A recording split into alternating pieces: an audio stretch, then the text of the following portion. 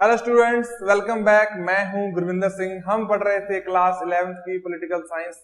इसके अंदर हमने नया चैप्टर स्टार्ट किया था, लेजिस्लेटर। हम देख रहे थे कि कैसे हमारा सिस्टम चलता है, इसको चलाने के लिए कौन सा सिस्टम, कौन सा ऑफिस है हमारे देश के ऊपर। तो हमने स्टार्ट किया था अपने पार्लियामेंट से। थोड़ा सा रिकेप करेंगे, हमने लास्ट लेक्चर में क्या पढ़ा है। हमने देखा था कि पार्लियामेंट के तीन पार्ट हैं। एक है राज्यसभा, एक है लोकसभा, और तीसरा इसका पार्ट है हमारे प्रेसिडेंट। प्रेसिडेंट भी पार्लियामेंट के ही पार्ट है। ओके, हमने देखा था कि इनके मेंबर्स है वो कैसे इलेक्ट होते हैं। जो लोकसभा है, लोकसभा के मेंबर हमारी कंट्री को अलग अलग इक्वल कंस्टिट्यूएंसीज में बांट दिया गया है। हर एक कंस्टिट्यूएंसी से हर एक कंस्टिट्यूएंसी से एक रिप्रेजेंटर आता है। टोटल 543 कंस्टिट्यूएंसीज है। हर कंस्टिट्यूएंसी से एक लीडर आएगा, वो जाकर लोकसभा में बैठेगा। ओके, अब जो राज्यसभा है वहां के मेंबर कहां से आते हैं। देखो, राज्यसभा काउंसिल ऑफ स्टेट्स, मतलब जहां पर राज्य यानी स्टेट से लोग आएंगे। अब वो कैसे, हर स्टेट को कुछ दिया गया है कि आपके यहां से इतने रिप्रेजेंटर आएंगे, इतने मेंबर्स आ सकते हैं। जैसे राजस्थान है, ठीक है, राजस्थान में से 10 लोग आ सकते हैं। उत्तर प्रदेश में से 32, ठीक है। सिक्किम है, वहां से एक। ऐसे इनको बांट दिया गया है। अब होता क्या है कि राजस्थान के जो वहां की असेंबली है, वहां की असेंबली से जो वहां एमएलए हैं, एमएलए वोटिंग से अपने मेंबर्स भेजेंगे। अब देखिए आगे इनके देखते अपने टेन्योर कितना है। जो लोकसभा है, लोकसभा के एक मेंबर का टेन्योर होता है 5 इयर्स। ओके, और राज्यसभा के एक मेंबर का टेन्योर होता है 6 ईयर, ये 6 साल तक रहते हैं। अब देखिए 5 साल के बाद लोकसभा के सभी मेंबर्स, उनका जब ये टेन्योर पूरा होएगा तो लोकसभा डिसॉल्व हो जाएगी। ओके, लोकसभा खत्म हो जाएगी। तो ये डिसॉल्व होने से पहले ही इलेक्शन कमीशन नए इलेक्शन करवाकर नए जो मेंबर्स है, नए रिप्रेजेंटेटिव है, उनको ले आएगा। लेकिन राज्यसभा में क्या है, राज्यसभा में सभी के सभी एक साथ रिटायर या फिर एक साथ डिसॉल्व नहीं होते हैं। तो राज्यसभा कभी डिसॉल्व नहीं होती, यहाँ के जो मेंबर हैं एक साथ रिटायर नहीं होते हैं। देखिए यहाँ पर क्या होता है, यहां पर होता है कि हर 2 साल बाद, 2 ईयर के गैप में 1/3 मेंबर्स री इलेक्ट होते हैं।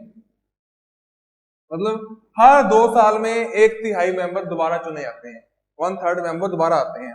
ठीक है, तो इस हिसाब से क्या होगा, मान लो इसके अंदर 30 मेंबर हो राज्यसभा में, एग्जाम्पल लेते हैं अपनी। ठीक है, ईयर चल रहा है मान लो 2010, तो इसमें से 10 मेंबर हो जाएंगे रिटायर।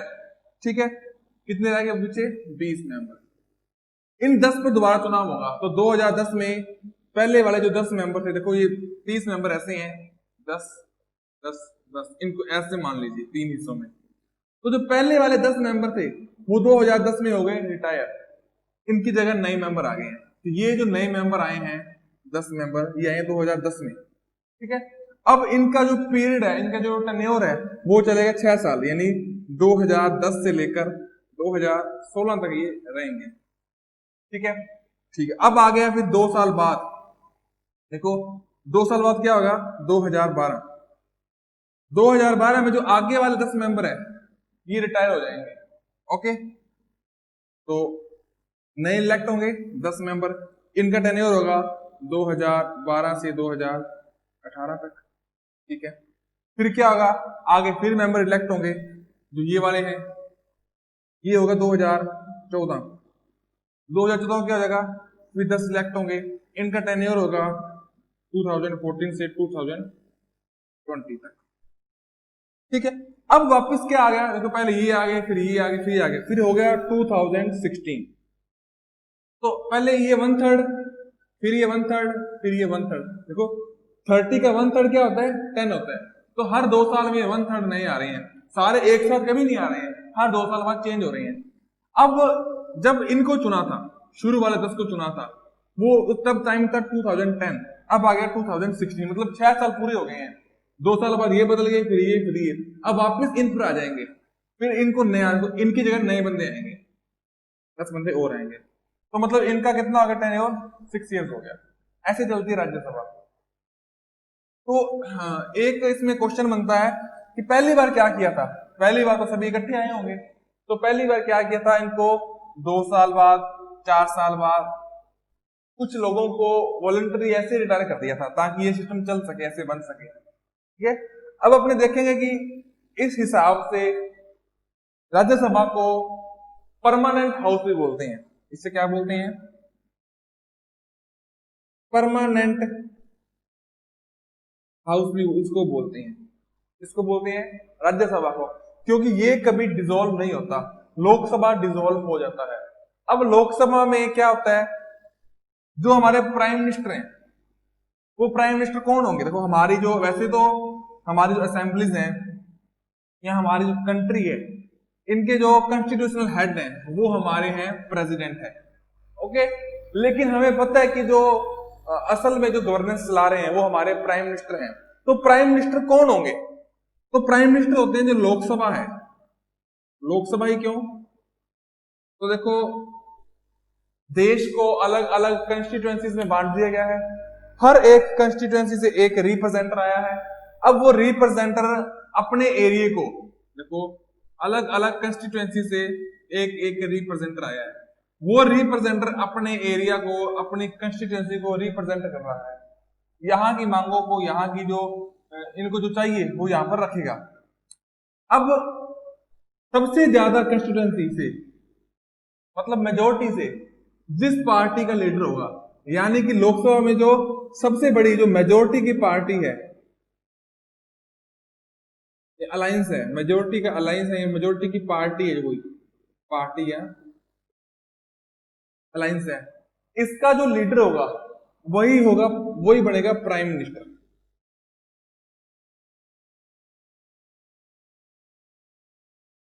ओके, अब प्राइम मिनिस्टर कौन होगा, जिसमें लोकसभा के पास सबसे ज्यादा सीट्स हैं, जिसके पास लोकसभा में सबसे ज्यादा सपोर्ट है।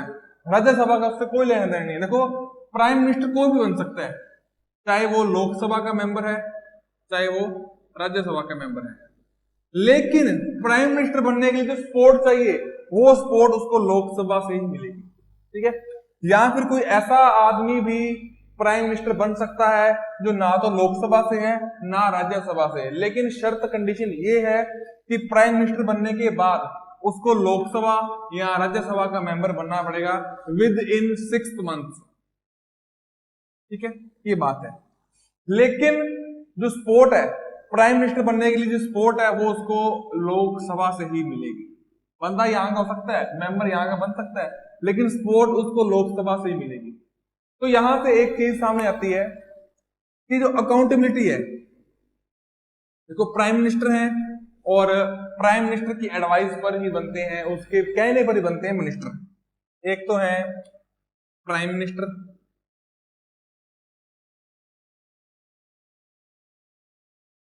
ठीक है, और उसके नीचे ही, उनके नीचे ही उनको एडवाइस देने के लिए काम कर रहे हैं कैबिनेट या फिर सीधे मिनिस्टर, जो भी है कैबिनेट या फिर स्टेट, जो भी है, इंडिपेंडेंट मिनिस्टर्स काम कर रहे हैं। ठीक है, अब प्राइम मिनिस्टर कहां से हैं, कहीं से भी हो सकते हैं, लोकसभा से भी हो सकते हैं और राज्यसभा से भी हो सकते हैं। ऐसे ही जो मिनिस्टर हैं वो लोकसभा से भी हो सकते हैं और राज्यसभा से भी हो सकते हैं। लेकिन देखिए हमने देखा था, एक तो है राज्यसभा,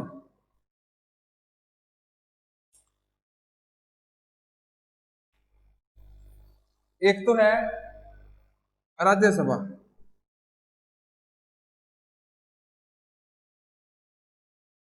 और दूसरी है लोकसभा, दूसरी है लोकसभा।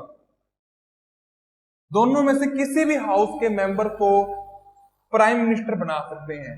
लेकिन शर्त ये है कि उनको प्राइम मिनिस्टर बनाने के लिए सपोर्ट है जो, वो सपोर्ट लोकसभा से आएगी, ठीक है।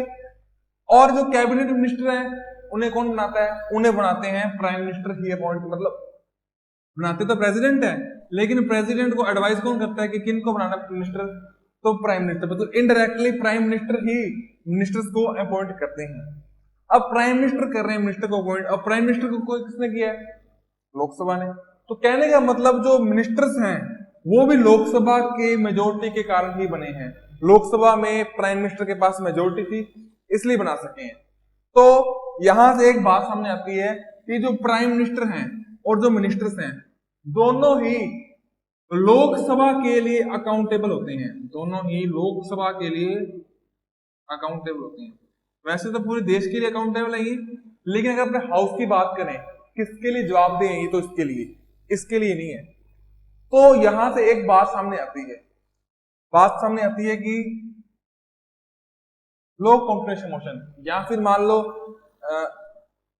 पार्लियामेंट ने बताना है कि हम लोग इनसे खुश नहीं है, ये काम ढंग से नहीं कर रहे हैं, तो ये बात लोकसभा ही बता सकते हैं। राज्यसभा वाले इनको हटाने के लिए कुछ नहीं कह सकते। अगर इम्पीचमेंट लेकर आनी है या इनको किसी मिनिस्टर को या प्राइम मिनिस्टर को हटाना है, हटाने के लिए अगर बात करनी है तो वो लोकसभा में कर सकते हैं, राज्यसभा में नहीं। क्यों? क्योंकि ये जो बड़े हैं वो लोकसभा के सपोर्ट से बने हैं, इनकी तो सपोर्ट है ही नहीं। अगर हटाना है इनको, सपोर्ट वापस लेनी है, तो लोकसभा सपोर्ट वापस लेगी, राज्यसभा ने उनको सपोर्ट दी नहीं है, इसलिए यही हटा सकते हैं। इसी के हिसाब से अपने देखते हैं कि लोकसभा और राज्यसभा के पास क्या पावर्स हैं और इनके क्या काम है। अपने वो देखेंगे अब कि पार्लियामेंट के क्या काम है और इनकी पावर्स क्या कुछ हैं, ठीक है। तो सबसे पहले हमने जो सुना है कि जो पार्लियामेंट है या लेजिस्लेचर है उसका काम क्या होता है? उसका काम होता है लॉ और रूल बनाना, ठीक है, ये बात ठीक है। देश को चलाने के लिए, सिस्टम को चलाने के लिए कुछ लॉ और रूल बनाने पड़ते हैं, वो हमारे भेजे हुए रिप्रेजेंटेटिव बनाएंगे, और ये रूल्स राज्यसभा में बना सकते हैं और ये रूल्स लोकसभा में भी बना सकते हैं। अब बनेंगे कैसे वो अपने आगे देखते हैं, ठीक है। दूसरी बात और क्या काम है? दूसरा इनका बहुत इंपॉर्टेंट काम है अमेंडमेंट करना। देखिए वक्त के हिसाब से, समय के टाइम के हिसाब से हर चीज में अमेंडमेंट करना पड़ता है। कॉन्स्टिट्यूशन में अमेंडमेंट करना पड़ता है और भी कुछ नई चीजें लेकर उनमें अमेंडमेंट करना पड़ता है। जरूरी नहीं है कि हमारे कॉन्स्टिट्यूशन की जो बुक है उसकी किसी लाइन को बदलना ही अमेंडमेंट है, कुछ और चीजें करना भी अमेंडमेंट। जैसे स्टेट है, स्टेट का जो एरिया है उसकी जो बाउंड्रीज है उसको कम ज्यादा किया है, 1 से 2 स्टेट बना दिए हैं, ठीक है, तो इसको भी अमेंडमेंट में मानते हैं, ठीक है। तीसरी बात क्या है? सबसे इंपॉर्टेंट चीज जिसके लिए लोग पावर में आते हैं वो है रेगुलेट एंड ऑपरेट ब्यूरोक्रेसी या एग्जीक्यूटिव। अब ये क्या है? हमारे देश में जो सारा सिस्टम चल रहा है, चाहे पुलिस का, होम मिनिस्ट्री का चल रहा है, चाहे डिफेंस का चल रहा है, चाहे फाइनेंस का चल रहा है, चाहे एग्रीकल्चर का चल रहा है, चाहे हेल्थ का चल रहा है, चाहे एजुकेशन का चल रहा है, हर सिस्टम को उसकी जो सुप्रीम पावर है वो होती है लेजिस्लेचर में, पार्लियामेंट में। देखिए हमें पता है, जैसे अपन बात करते हैं पुलिस की, तो लॉ एंड ऑर्डर मेंटेन करने के लिए पुलिस है। पुलिस का सबसे जो बड़ा हेड होगा वो डीजीपी होगा, डायरेक्टर जनरल ऑफ पुलिस, महानिदेशक होंगे, लेकिन उनके ऊपर भी एक सेक्रेटरी होंगे। लेकिन सभी के ऊपर क्या है? सभी के ऊपर एक मिनिस्टर होगा, एक मंत्री होंगे, जिसको बोलते हैं होम मिनिस्टर। जैसे अपने देश के अंदर है अलग अलग लॉ मेकिंग फोर्सेज हैं, सीआरपीएफ है, बीएसएफ, आईटीबीपी है, ब्यूरोक्रेसी है, लेकिन उनको ऊपर सुप्रीम लेवल पर कंट्रोल कौन कर रहा है? हर फोर्स का अपना डीजीपी है, होम मिनिस्ट्री है, उनको सभी को ऊपर कंट्रोल करने वाले हमारे होम मिनिस्टर, जो आज के टाइम में है अमित शाह जी। अमित शाह के इनको कंट्रोल कर रहे हैं। क्या नहीं, मतलब जो मिनिस्टर हैं, मिनिस्टर ब्यूरोक्रेसी को, एग्जीक्यूटिव को कंट्रोल भी करते हैं इनको ऑपरेट करते हैं, इनको रेगुलेट करते हैं। ठीक है, क्योंकि जो मिनिस्टर हैं या जो लेजिस्लेटर है वो इन सभी के लिए अकाउंटेबल है। नए अस्पताल बनने हैं या डॉक्टर्स आने हैं, उनको भर्ती करना है, रिक्रूट करना है उनको, या फिर नए फोर्स को लेके आना है, लॉ एंड ऑर्डर मेंटेन करना है, इन सभी के लिए जो पब्लिक है वो क्वेश्चन किससे पूछती है? मिनिस्टर से पूछती है, अपने रिप्रेजेंटेटिव से पूछ रही है कि आप लोग हमारे लिए क्या कर रहे हो। तो इसलिए इनको कंट्रोल करने की अथॉरिटी दी गई है मिनिस्टर को। ठीक है, अब अपने देखते हैं कि पहले अपने देखेंगे कि दोनों में फर्क क्या है, लोकसभा में और राज्यसभा में। इससे पहले अपने देखते हैं कि ये जो बिल है वो कैसे आते हैं, कोई नया बिल कैसे पास होता है। ठीक है, अपने देखेंगे, पहले अपने देखेंगे पावर से पहले अपने देखते हैं कि जो पार्लियामेंट है वो लॉ कैसे बनाती है, बिल कैसे लेकर आती है। तो how parliament make laws. Parliament है वो नए नियम, नए रूल कैसे बनाती है। तो सबसे पहले जब भी कोई रूल बनाना है, ठीक है, तो सबसे पहले जरूरी है कि जो रूल बनाने के लिए, देखो दो पार्ट हैं पार्लियामेंट के, एक का नाम है लोकसभा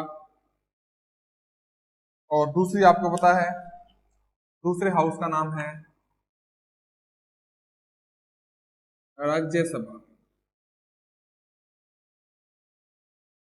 ओके, अब देखिए कभी भी कोई नया लॉ बनाना है तो लॉ बनाने के लिए क्या है, जिनके लिए, किन के लिए बनाना है, अपने लॉ बनाना है पब्लिक के लिए, देश की जनता के लिए बनाना है, तो उनकी मर्जी होना जरूरी है।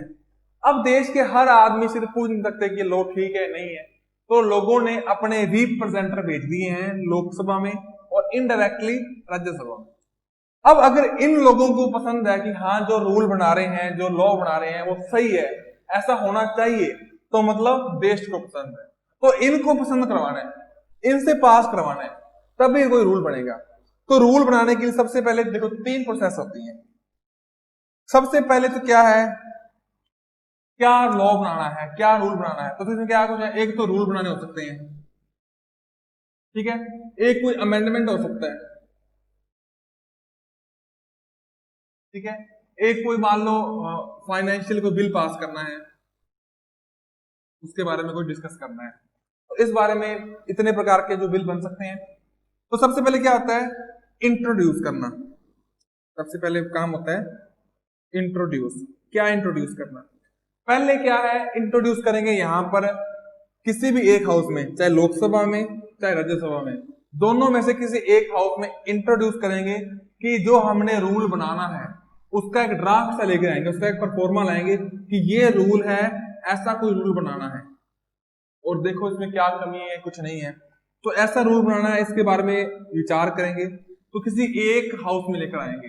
अब इंट्रोड्यूस करेगा कौन, इंट्रोड्यूस को कोई कैबिनेट या कोई दूसरा स्टेट या इंडिपेंडेंट को कोई भी मिनिस्टर बोल दो।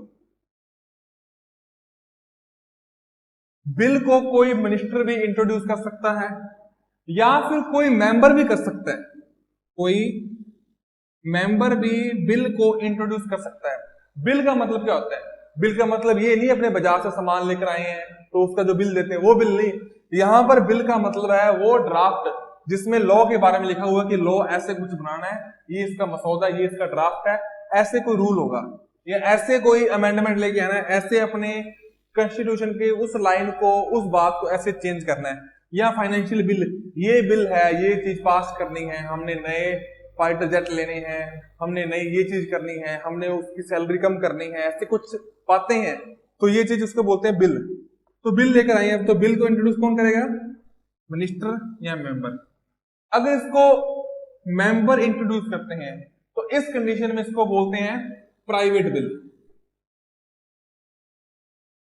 ओके, तो मिनिस्टर तो है ही गवर्नमेंट के, ठीक है, बिल को कर दिया इंट्रोड्यूस। अब उसके बाद क्या होता है, उसके बाद इस पर होती है डिस्कस। इसके बाद इसमें होती है डिस्कस। डिस्कस मतलब इसमें क्या कमी है, क्या कुछ होना चाहिए, आप क्या करें इसके बारे में। जैसे कि एग्जांपल लेते हैं अपने, जैसे कि बिल आया था कुछ पिछले दिनों में CAA, जिसको अपने CAA बोलते हैं, इसको पहले बोलते थे सिटीजनशिप अमेंडमेंट एक्ट बोलते हैं इसको, पहले इसको बोलते थे सिटीजनशिप अमेंडमेंट बिल। मतलब हमारे देश का सिटीजन कौन होगा, इसके लिए सिटीजन के अमेंडमेंट करने के लिए पहले क्या था, देखो पहले क्या आया था, सिटीजनशिप अमेंडमेंट बिल। मतलब हमारे देश की सिटीजनशिप किसको मिलनी चाहिए, इसके लिए बिल लेकर आए। फिर क्या है, पार्लियामेंट में, लोकसभा में चर्चा हुई कि क्या कुछ होना चाहिए, किन को देंगे, कौन से माइनॉरिटी है, क्या होना चाहिए। फिर क्रॉस क्वेश्चनिंग होती है, आप उनको क्या कर सकते हो, उनको आप अनदेखा कैसे कर सकते हो, नेग्लेक्ट कैसे कर सकते हो, क्या प्रोसेस होगी, इसमें सभी के बारे में बात होती है, खुल के चर्चा होती है। किसी से किसका कोई क्वेश्चन है वो पूछते हैं। मान लो देखो, मान लो पार्लियामेंट के अंदर बहुत सारे लोग बैठे हैं, मान लो 500 लोग बैठे हैं लोकसभा में, ठीक है। हमारे होम मिनिस्टर आए, इन्होंने बिल को कर दिया इंट्रोड्यूस, ऐसा एक बिल है, हमने ऐसे टाइप से लोगों को हमारे देश की, हमारी कंट्री की सिटीजनशिप देनी है। इन लोगों को, जो लोग दुखी हैं, जिनको उनके देश से निकाल दिया है, तंग कर रहे हैं, उनको देंगे हम, ठीक है। तो बाकी लोग पूछेंगे भी इनको कैसे खिलाएंगे, इनको संभालेगा कौन, क्या करोगे आप, तो आप उनको नेग्लेक्ट कर रहे हो माइनॉरिटी को, या आप मतलब ऐसे कई क्रॉस क्वेश्चन आए थे, कई लोग इससे सहमत नहीं होते हैं, ठीक है। ये बात हो गई, ये हो गया इस पर डिस्कस करना। उसके बाद करते हैं बिल को पास, ठीक है। इंट्रोड्यूस हो गया, डिस्कस हो गया, फिर करेंगे बिल को पास। मान लो पहले ये लोकसभा में आ गया, तो लोकसभा में इस पर होगी वोटिंग। देखो कई बार तो क्या होता है, आम वोटिंग पूछ लेते हैं, भी साउंड से पूछ लेते हैं, हाँ कौन से इसके पक्ष में है, कौन से इसके विपक्ष में है, कौन से फेवर में है, कौन से इसके एंटी है, अपोज करें उसको, पूछ लेते हैं कई बार। लेकिन प्रॉपर वोटिंग होती है, उनके पास सिस्टम है वोटिंग करने का, वोट डालते हैं। तो इसके बाद होती है इसमें वोटिंग बिल पर, ठीक है। वोटिंग करते हैं तो पूछते हैं कि किसको ये बिल पसंद है, किसको नहीं है। अब वोटिंग भी अलग अलग बिल पर अलग अलग टाइप से होती है। आपको बताया था कि जो अमेंडमेंट है वो 3 टाइप से होते हैं, एक सिंपल मेजोरिटी, स्पेशल मेजोरिटी, और एक और मेजोरिटी आती है, सुपर स्पेशल मेजोरिटी। वो क्या है, देखिए वोटिंग होती है। अब वोटिंग आपको आज बताता हूं मैं कितने टाइप की होती है। एक तो है, सबसे पहली है सिंपल मेजोरिटी। सिंपल मेजोरिटी का मतलब क्या है, जितने लोग आए हैं उनकी मेजोरिटी। मान लीजिए लोकसभा में की स्ट्रेंथ है 543 स्ट्रेंथ है इसकी, ओके। सिंपल मेजोरिटी का मतलब, मान लो उस दिन आए हैं 300 लोग आए हैं, तो अगर 150 प्लस यानी 151 लोगों ने यस बोल दिया तो ये पास हो गया। ये है सिंपल मेजोरिटी। दूसरी है स्पेशल मेजोरिटी। देखो वो क्या है, मान लो 543 इसके हैं मेंबर्स, ओके। इसमें मेजोरिटी पॉइंट क्या होगा, इसमें मेजोरिटी पॉइंट कितना होगा, इसमें मेजोरिटी पॉइंट होगा 273, 272 बोल दो, 272 इसका होगा मेजोरिटी पॉइंट, मतलब आधे से ज्यादा।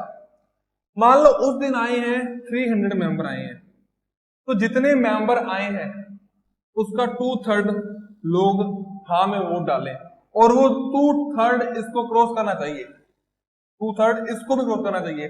जितने आए हैं उसका 2/3, और वो उसको भी क्रॉस करना चाहिए।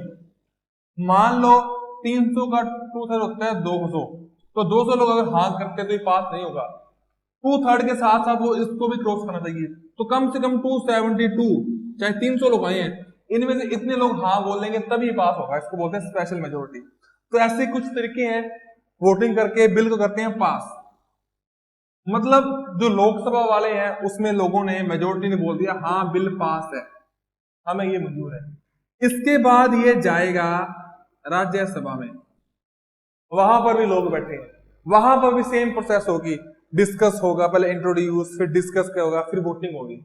अगर इनको भी पसंद आ गया तो फिर उसके बाद ये बिल लगभग लगभग पास हो गया, फिर इसको भेजेंगे हमारे देश के जो प्रेसिडेंट हैं उनको भेजेंगे। तो प्रेसिडेंट भी आमतौर पर इसको यस बोल देते हैं, प्रेसिडेंट नो भी बोल सकते हैं। देखो अब देखते हैं, इन्होंने हाँ बोल दी, इन्होंने हाँ बोल दी, इन्होंने भी हाँ बोल दी, तो बिल हो गया पास। अब अपने सपोज करते हैं मान लो कहीं से पास नहीं हुआ, अपने यहां से स्टार्ट करते हैं। मान लो प्रेसिडेंट ने उनको हाँ नहीं बोला, प्रेसिडेंट बोल दिया नहीं मुझे तो कमी लग रही है, तो प्रेसिडेंट इसको वापस भेज सकते हैं, ये दोबारा चेक करो इसको। अगर इन्होंने वापस फिर से हाँ कह के भेज दिया कि सही है बिल, फिर प्रेसिडेंट को पास करना पड़ेगा, ये बाउंडेड है, एक बार ये वापस भेज सकते हैं। ठीक है, आगे कई बार क्या होता है कि प्रेसिडेंट ना तो हाँ बोलते हैं ना बोलते हैं, इसको अपने पास रख लेते हैं, तो ये प्रेसिडेंट की स्पेशल पावर है, इसको बोलते हैं वीटो पावर या इसको बोलते हैं पॉकेट। इन्होंने अपने पॉकेट में रख लिया इसको ना हाँ बोला ना बोला, ना अप्रूव किया ना रिजेक्ट किया। ओके, आगे देखिए क्या होता है। ये तो है प्रेसिडेंट की स्टेज में। मान लो प्रेसिडेंट तक पहुंचने से पहले ही राज्यसभा वालों ने कह दिया कि हमें ये पसंद नहीं है, तो राज्यसभा वाले इसको अपने पास 14 डेज तक रख सकते हैं, सॉरी 6 मंथ तक रख सकते हैं। 14 डेज वाला किस्सा है कि वो है अलग बिल है, वो फाइनेंशियल बिल है, वो मनी बिल है। राज्यसभा वाले इसको अपने पास 6 मंथ तक रख सकते हैं।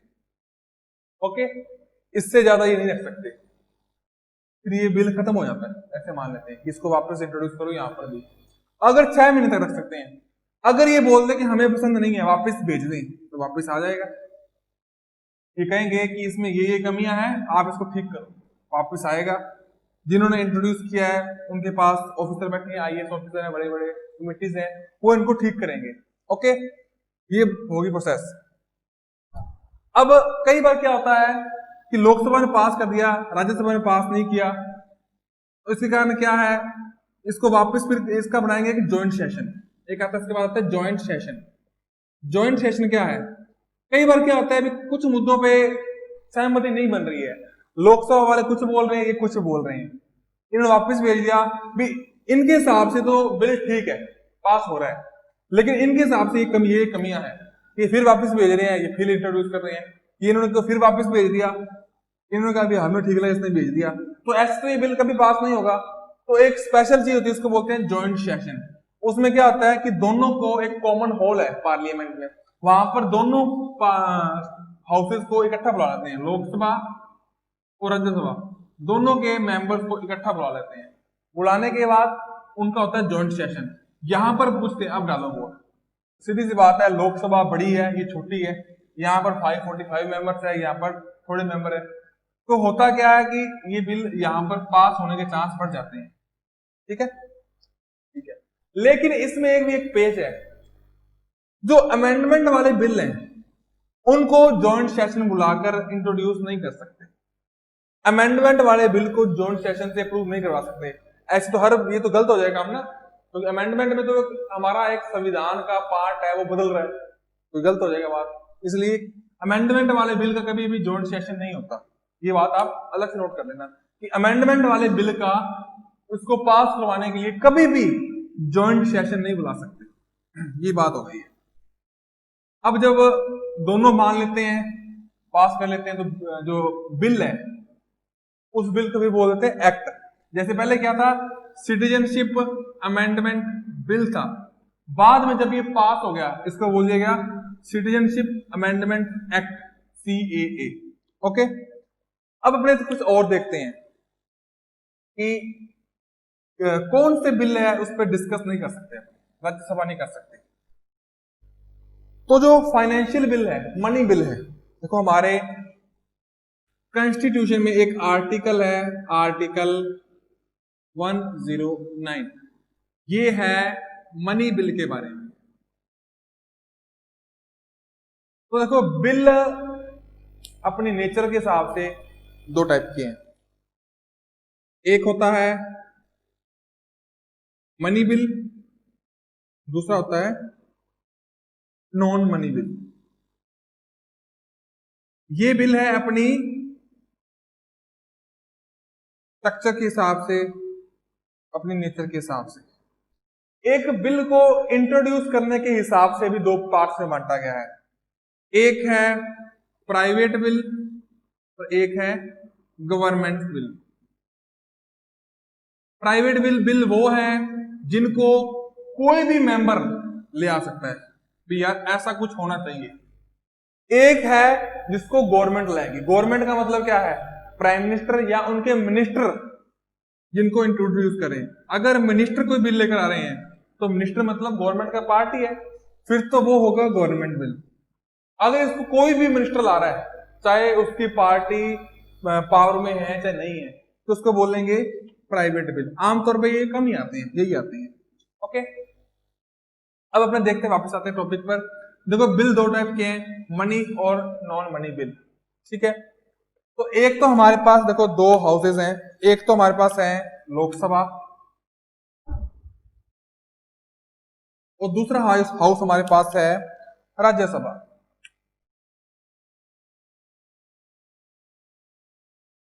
अब इनकी दो पावर्स में फर्क है। लोकसभा के पास दो ऐसी पावर्स हैं जो राज्यसभा से ज्यादा है। वो कौन सी पावर है? पहली पावर है वो इस बिल को लेकर ही है। देखो लोकसभा के अंदर मनी बिल पर डिस्कस भी हो सकती है और अगर इनको ये ठीक ना लगे तो ये इसको रिजेक्ट भी कर सकते हैं। मान लो डिस्कस कर ली, इन्होंने अप्रूव कर दिया, अप्रूव करके आगे भेज दिया राज्यसभा में, तो राज्यसभा वाले इस पर सिर्फ डिस्कस कर सकते हैं, इसको रिजेक्ट नहीं कर सकते। राज्यसभा के पास मनी बिल को रिजेक्ट करने की पावर नहीं है। एक तो ये पावर कम है। दूसरी क्या, कौन सी पावर कम है इसके पास?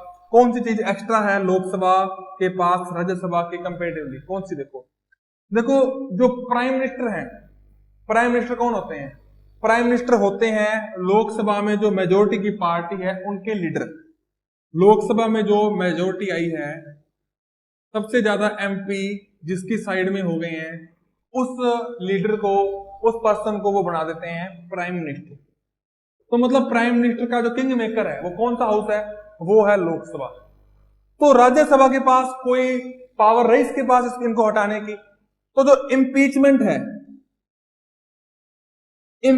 है या जो लो कॉन्फिडेंस मोशन होता है, उसको कभी भी राज्यसभा में नहीं ला सकते। मतलब जिस आदमी को, जिस लीडर को लोकसभा ने बनाया है, उसको राज्यसभा कैसे हटा सकती है? तो इम्पीचमेंट की कोई चीज है या प्राइम मिनिस्टर को हटाना है, इसके लिए लो कॉन्फिडेंस मोशन लेकर आना है, तो इसको कभी भी राज्यसभा में नहीं ला सकते, इसको डायरेक्ट लोकसभा में ला सकते हैं। ये दो बड़े फर्क हैं लोकसभा और राज्यसभा में। ठीक है, अब हम आगे चलते हैं। बिल हो गए हैं, पास करने वाले हो गए हैं। अब आगे आते हैं कि पार्लियामेंट को अपने एग्जीक्यूटिव का कंट्रोल क्यों दिया गया है। जो हमारी ब्यूरोक्रेसी है, एग्जीक्यूटिव है, उसका कंट्रोल पार्लियामेंट को क्यों दिया गया है? बड़ी सिंपल सी बात है ये।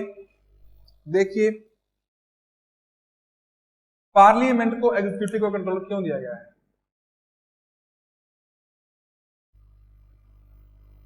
देखिए हम लोगों ने एक सिस्टम को चलाना है, हमारे देश को चलाना है, तो देश को चलाने के लिए जो रिप्रेजेंटर है वो किन्होंने चुन के भेजे हैं, किन्होंने इलेक्ट किए हैं?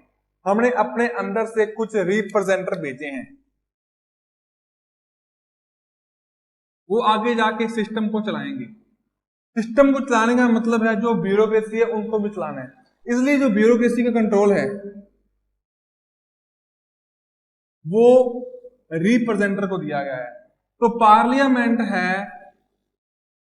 वो एग्जीक्यूटिव को कंट्रोल इसलिए करते हैं ताकि, क्योंकि इनकी अकाउंटेबिलिटी वो पब्लिक के लिए है, ये पब्लिक के लिए जवाबदेह हैं, इसलिए इनको इसका कंट्रोल दिया गया है एग्जीक्यूटिव का। ठीक है, अब अपने लास्ट टॉपिक रह गया है कमिटीज। एक होती है पार्लियामेंट्री कमिटीज, छोटा सा टॉपिक है 2 मिनट का। ये क्या है? पार्लियामेंट्री कमिटीज क्या होती हैं?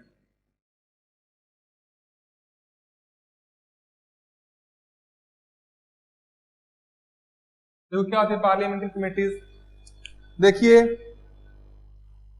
लोकसभा या राज्यसभा में जब लोग बैठते हैं तो उसको बोलते हैं इनका सेशन। सेशन पूरा साल 365 दिन नहीं चलता, लेकिन जो काम है वो पूरा साल चलते रहते हैं। तो इन चीजों को चलाने के लिए कुछ स्पेशल कमिटीज बनाई जाती हैं। कमेटीज का मतलब वो लोग या एमपीज का वो ग्रुप, देखो कमेटीज क्या होती हैं, वो एमपीज का कुछ ग्रुप होता है, 2 4 5 या 6 एमपी मिलकर एक कमेटी बना सकते हैं, ठीक है। ये कमेटी बनाता कौन है, ये बनाते हैं हमारे प्राइम मिनिस्टर। किसी टाइम हमारे देश में 34 कमेटीज थी, लेकिन आज के टाइम में मोदी जी की सरकार में ये 6 कमेटीज रह गई हैं। तो इनका काम क्या होता है, इनका काम होता है अलग अलग मिनिस्ट्रीज को रेगुलेट करना, इनको चलाना, इनमें कोई कमी है सुधार करना है, कोई रिफॉर्म्स करने हैं तो वो बताना, क्योंकि पार्लियामेंट पूरा साल नहीं चलती है, तो ये काम करती है पार्लियामेंट्री कमेटीज। तो इस टाइप से ये हमारा जो चैप्टर था लेजिस्लेचर कि कैसे सरकार चलती है, गवर्नेंस चलती है, उसके पीछे कौन लोग हैं, कैसे नए बिल आते हैं वो पास करते हैं, सभी था। उम्मीद है आपको ये समझ आया होगा। नेक्स्ट लेक्चर में अपने नेक्स्ट चैप्टर डिस्कस करेंगे, तब तक मैं विदा लेता हूं। Thank you.